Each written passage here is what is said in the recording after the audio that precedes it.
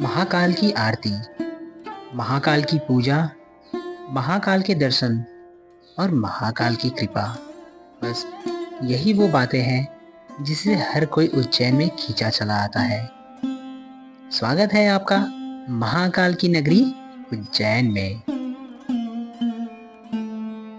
हर हर महादेव।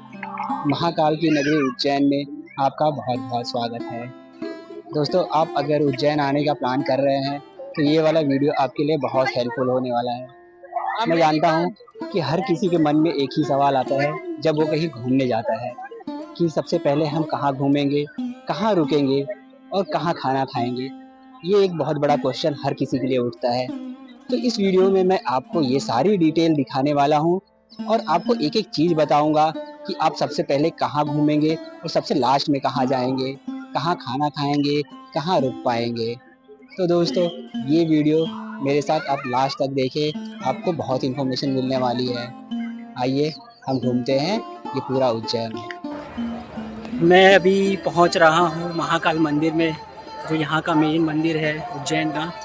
तो जस्ट मैंने यहाँ से एंट्री लिया है मेन गेट से, और पीछे आपने देखा होगा ये शेर का मुंह, तो वहाँ से जस्ट एकदम सीधे ही जाना है और थोड़ी 100 मीटर की दूरी पे ही आपको महाकालेश्वर मंदिर मिल जाएगा। तो आप मज़े से शिव जी के दर्शन कीजिए और खूब मन्नतें मनाइए। तो आप महाकाल मंदिर में जा रहे हैं तो इस तरह वाला टीका ज़रूर लगवा लीजिए, क्योंकि उससे एक अलग ही फीलिंग आती है कि हाँ, ऐसा लगता है कि हाँ, हम मंदिर के अंदर जा रहे हैं और महाकाल जी का ये माथे कुछ अलग वाली ही फीलिंग आती है। तो ज़रूर करवा लें ऐसा टीका। मंदिर में एंट्री करने से पहले आप गेट के बाहर से ही प्रसाद ले सकते हैं और वहीं पे अपने फुटवेयर्स भी निकाल सकते हैं। महाकाल मंदिर सुबह 6 बजे से रात के 9:30 बजे तक दर्शनों के लिए खुला रहता है।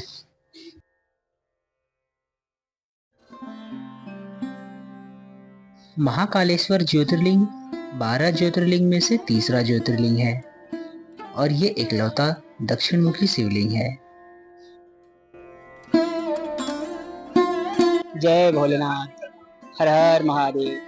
तो दोस्तों, मैं अभी पहुंच चुका हूं महाकालेश्वर मंदिर, जो कि 12 ज्योतिर्लिंग में से एक ज्योतिर्लिंग है। तो उज्जैन आप आए तो सबसे पहले जो प्रथम मंदिर में जो दर्शन करना है वो आपको महाकाल मंदिर में आके दर्शन करना है।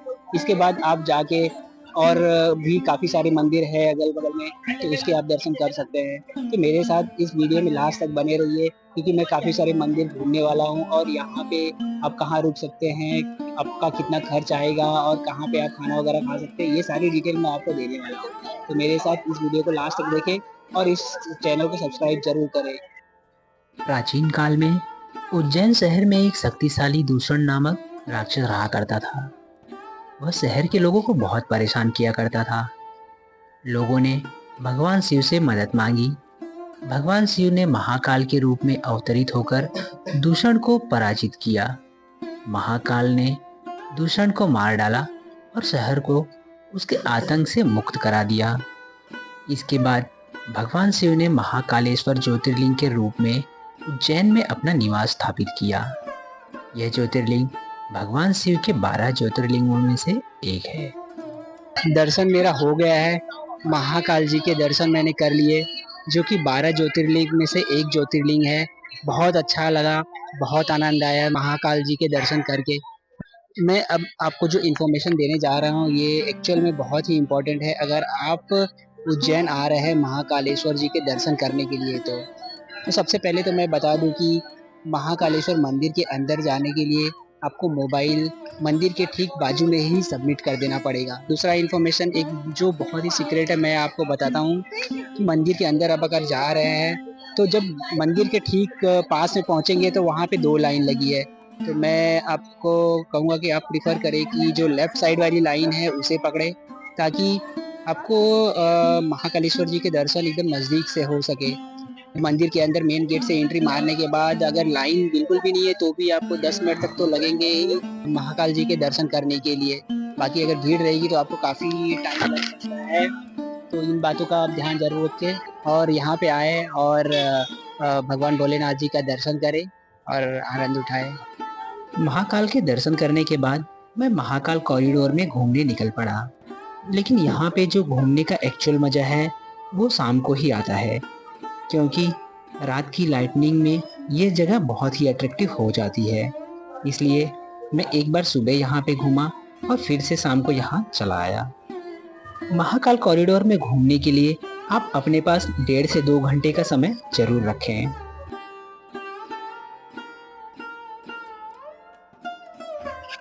महाकाल मंदिर में भस्म आरती का बहुत ही महत्व है। यह आरती रोज सुबह 4 बजे से चालू हो जाती है, जिसके लिए आपको 15 दिन से 1 महीने पहले एडवांस में रजिस्ट्रेशन कराना पड़ता है और इसकी फीस 200 रुपये होती है। ऑनलाइन रजिस्ट्रेशन के लिए आप वेबसाइट विजिट कर सकते हैं srimahakaleeswar.nic.in। भस्म आरती की ऑनलाइन बुकिंग की टाइमिंग 8 बजे से 9 बजे तक सुबह की होती है और ऑफलाइन बुकिंग आप सुबह 10 बजे से शाम 3 बजे तक कर सकते हैं। लेकिन ये फैसिलिटी यहाँ के स्थानीय लोगों के लिए फ़ायदेमंद है।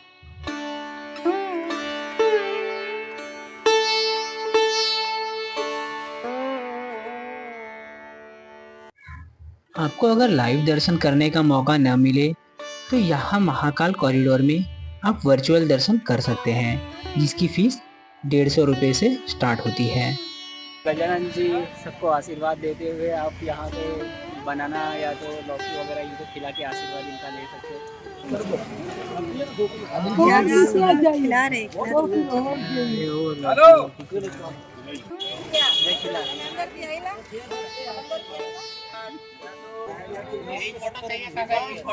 मंदिर के बाहर रोड पे आपको कई बंदर देखने मिल जाएंगे, तो इन चंचल बंदरों से आप अपने खाने पीने की चीजें जरा संभाल के ही रखें। मंदिर से 100 मीटर की दूरी पे ही एक बहुत बड़ा मार्केट है, जहाँ से आप ओम लिखा हुआ वाला कुर्ता ले सकते हैं।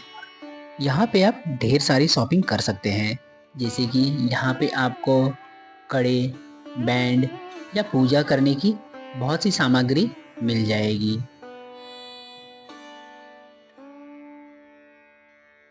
उज्जैन में महाकालेश्वर के दर्शन करने के लिए सबसे नियरेस्ट स्टेशन उज्जैन ही है और आप अगर फ्लाइट से आना चाहते हैं तो आपको नियरेस्ट एयरपोर्ट इंदौर पड़ेगा।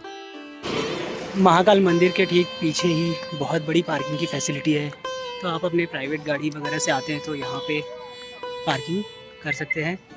अब सबसे इम्पोर्टेंट बात आती है कि उज्जैन में आप कहाँ ठहर सकते हैं। तो मैं बता दूं कि यहाँ मंदिर से 500 मीटर की ही दूरी पे आपको कई धर्मशालाएं मिल जाएंगी, जो आप बहुत ही कम बजट में उसे बुक कर सकते हैं। इनमें से कुछ के कांटेक्ट नंबर मैं स्क्रीन पे दे देता हूँ, तो आप इस पे कांटेक्ट करके प्री बुकिंग भी कर सकते हैं। यहाँ पे आपको 600 से लेके 1000 के बीच में ही रूम्स मिल जाएगा।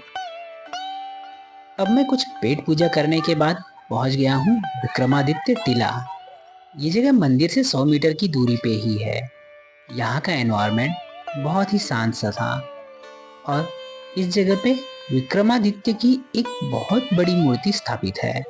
राजा विक्रमादित्य की प्रतिमा 30 फीट ऊंची है और पीतल से निर्मित इस मूर्ति के निर्माण में 1 करोड़ रुपए खर्च हुए हैं। माना जाता है कि राजा विक्रमादित्य का दरबार उनकी कुलदेवी हरसिद्धि माता के मंदिर के सामने ही लगता था और वहीं उनका सिंहासन स्थित था। उस स्थान पर खुदाई में निकले पत्थरों को सिंहासन के अवशेष मानकर रोज उनकी पूजा होती है और पर्यटक उस विक्रम टीले को देखने के लिए बहुत दूर दूर से आते हैं। इस जगह पे कई अप्सराओं की बहुत ही प्यारी प्यारी मूर्तियां स्थापित हैं, जो कि पर्यटकों को खूब ही आकर्षित करती हैं।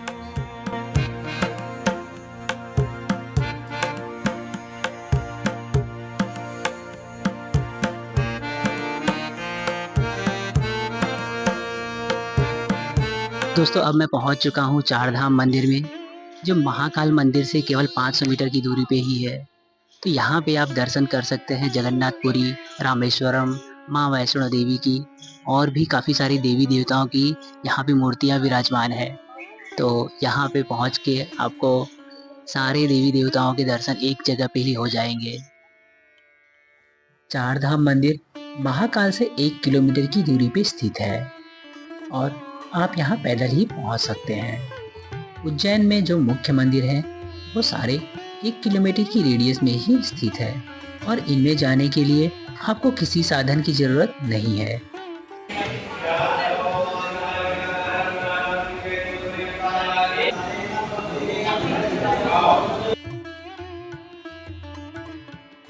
जैसे कि आप जानते ही हैं कि माँ वैष्णो देवी हमेशा पहाड़ों की गुफाओं में ही विराजमान होती हैं, तो उसी तरह यहाँ भी एक आर्टिफिशियल गुफा बनी हुई है जिसकी एंट्री फी केवल 10 रुपये पर पर्सन होती है।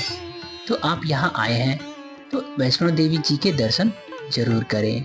इस गुफा में और भी कई झांकियाँ लगी हुई हैं जो कि दिखने में बहुत ही प्यारी दिखती हैं।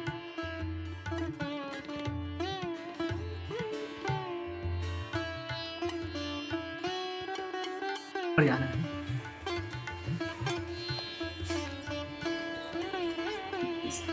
ये आ गया माता वैष्णो जी का दरबार। ये सही महाराज जी हैं।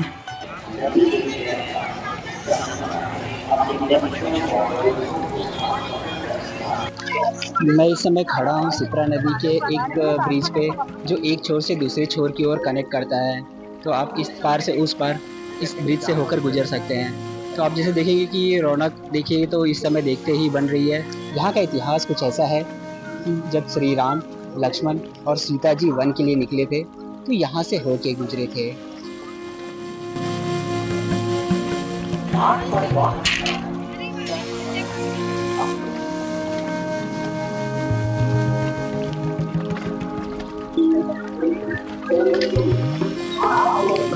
आप अगर रामघाट आ रहे हैं तो कोशिश करें कि यहाँ पे शाम को 5 बजे के बाद आएँ, क्योंकि यहाँ पे 6 बजे आरती का समय है जो हर कोई अटेंड करना चाहता है।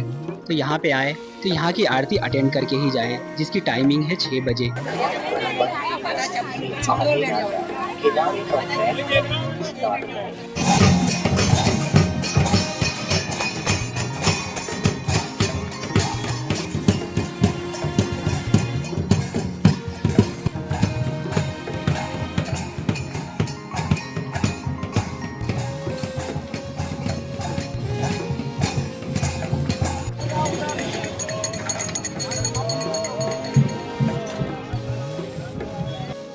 सिप्रा नदी के तट पर बना राम मंदिर घाट हर 12 साल में मनाए जाने वाले कुंभ मेले के लिए 4 पवित्र स्थलों में से एक होने के कारण बहुत धार्मिक महत्व रखता है। सबसे पुराने स्नान घाटों में से एक होने के कारण लाखों लोग इस त्योहार के दौरान यहाँ आते हैं। उनका मानना है कि यहाँ डुबकी लगाने से पाप धुल जाते हैं। सूर्यास्त का नज़ारा विशेष रूप से मनमोहक होता है। रामघाट पे शाम की आरती देखने के बाद मैं पहुंच जाता हूं हरसिद्धि माता मंदिर। यहाँ पे मंदिर के साथ साथ दियों वाले खंभे बहुत प्रसिद्ध हैं।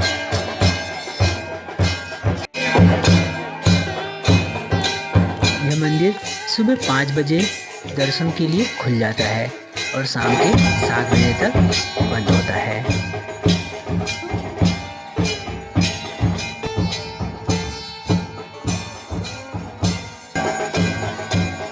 सिद्धि माता मंदिर में सुबह की आरती का समय सुबह 7 बजे से 8 बजे तक का है, शाम को 6 बजे से 7 बजे तक होती है। और सिद्धि माता मंदिर को एक शक्तिपीठ माना जाता है जो देवी पार्वती की शक्ति का प्रतीक है और देवी हरसिद्धि माता का निवास स्थान भी माना जाता है जो भगवान शिव की पत्नी पार्वती का एक रूप है।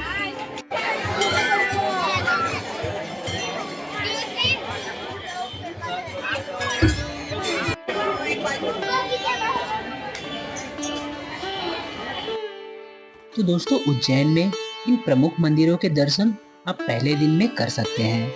कहते हैं कि महाकाल के दर्शन के बाद काल भैरव के दर्शन जरूर करनी चाहिए। तो काल भैरव के मंदिर में भी मैं आपको ले चलूँगा और इसके साथ ही उज्जैन के दूसरे दिन में कई मंदिरों में भी हम चलेंगे, जैसे कि मंगलनाथ मंदिर जो भारत में केवल एकमात्र मंदिर है, संदीवनी आश्रम, चिंतामन गणेश मंदिर, जंतर मंतर और स्कॉन टेम्पल, और इसके अलावा और भी कई छोटे बड़े मंदिरों में हम चलेंगे। तो दोस्तों, अगला पार्ट ज़रूर देखें, और आप अगर इस चैनल पर नए हैं तो सब्सक्राइब ज़रूर कर लें, ताकि हर अपडेट आप तक पहले पहुंचे। जय महाकाल।